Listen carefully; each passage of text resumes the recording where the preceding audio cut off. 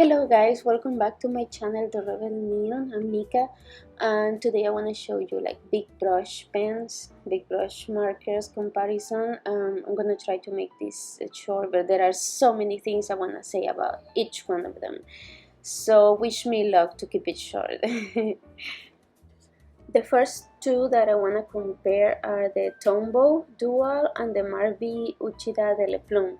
So they are very similar, the barrel, the caps, the tips, everything is very similar. Here comes Tombow. It's a favorite for many lettering artists. You can get really thin upstrokes, thick downstrokes, as it should be. The tip is very strong, it's resistant, but it's flexible. So for many newbies, this can be a little bit tricky. Sometimes it's still tricky for me, but it's very juicy. I don't have a Tombow that is damaged yet or anything like that. It's really cool. This is a bouncy test. I love doing this.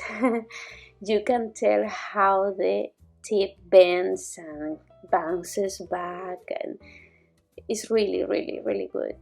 When it comes to quality, yeah, it can resist heavy-handed people lettering with them without fraying so fast.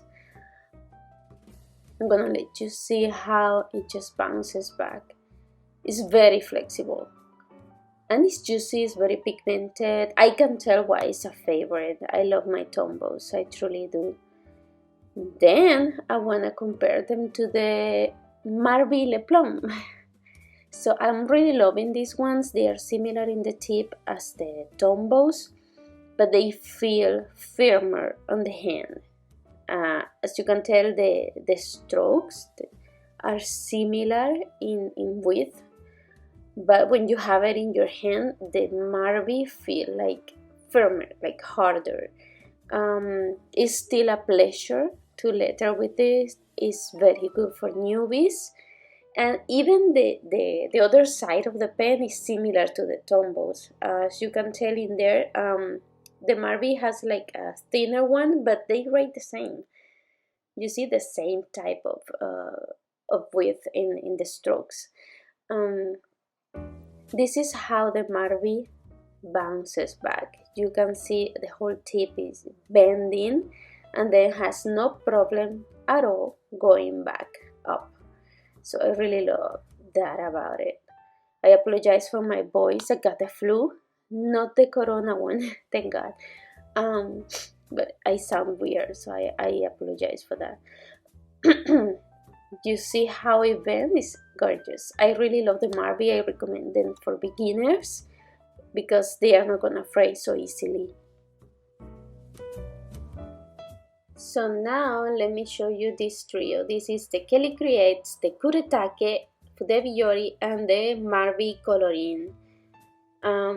I got mixed feelings about these Kelly Create ones. It feels firm, hard, but it does bend. It gives you the stroke that it's supposed to give you. It feels a little bit weird in the hand. I'm sorry, the paper was moving.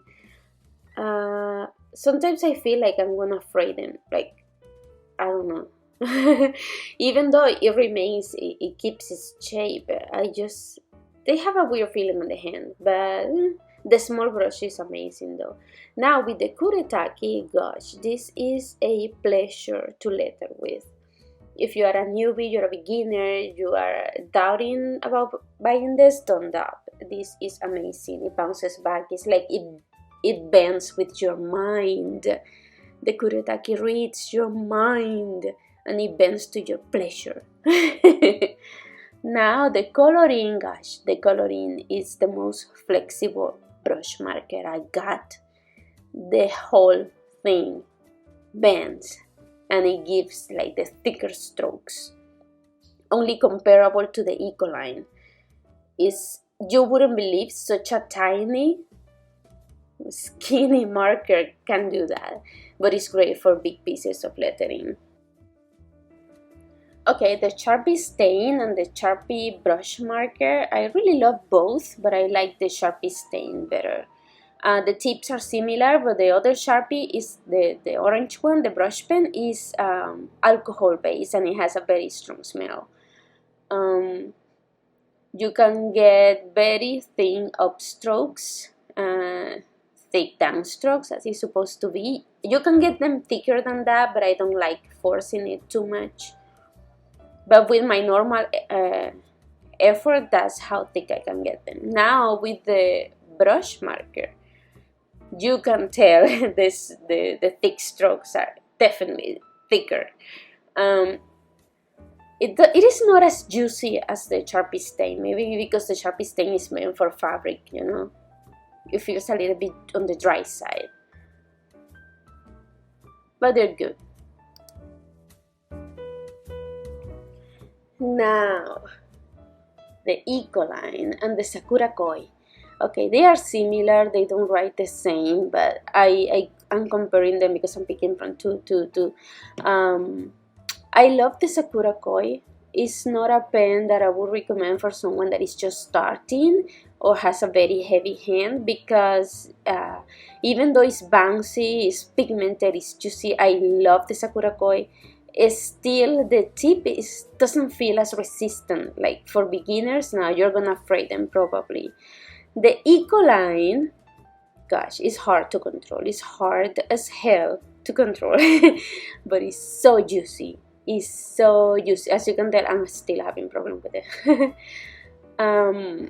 It's a pleasure to see so much ink with every stroke, and it's really thick. It gives you thick strokes. It can get thicker than that even. So it bounces back, it has no problem. It's a very resistant tip. I love the ECOLINE, even though they are hard to control.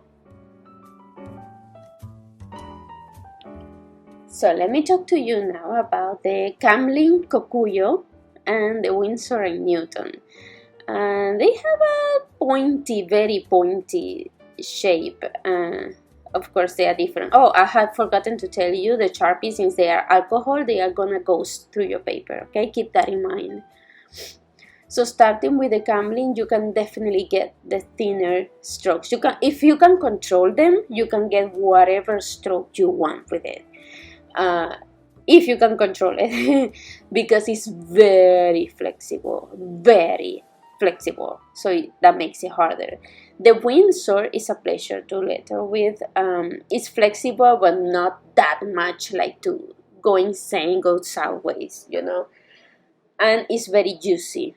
I've been obsessed about this canary yellow color. Like, I can write everything on this color. I don't get tired of it. So I really like the Winsor & Newton, although I bought a package and one of them came dry. Boo! But yeah, they are great. You need more control over the Camlin one. So here, a little close-up on the Winsor one, because I love it so much. I'm sorry about the camera movements. I'm holding it with my hand. I'm holding everything with one hand. It really keeps its shape back. As you can tell, it's super bouncy, just in case you wanted to see that. Now, Jane Davenport. This is a real brush pen. When I mean real brush pen, I mean it has bristles, as you can tell in there. So these ones don't fray like that, like so easily, like a felt marker tip. But this is the hardest to control. Like, to me, gosh, hard as hell too, because everything shows. It's not forgiving at all, but it gives such a wonderful watercolor texture. These are watercolors, actually. Liquid watercolors with a brush on the top. That's it. Too hard for me still. Way too hard. But the colors are very juicy. They are very pigmented. When you feel like your tip is drying and it gives you that kind of dry effect stroke, you can squeeze it and get more ink out. If you get too much ink out, you're gonna stain your paper, because it's gonna come out like so liquidy. So as you can tell, I'm struggling here to write this down. and the marker is getting dry, so I'm pushing, it's not coming out. I do like that dry stroke effect. It makes you feel you're really doing watercolors. I wouldn't recommend this for beginners. For painting, yes, for painting flowers and stuff, but not for beginners, not at all.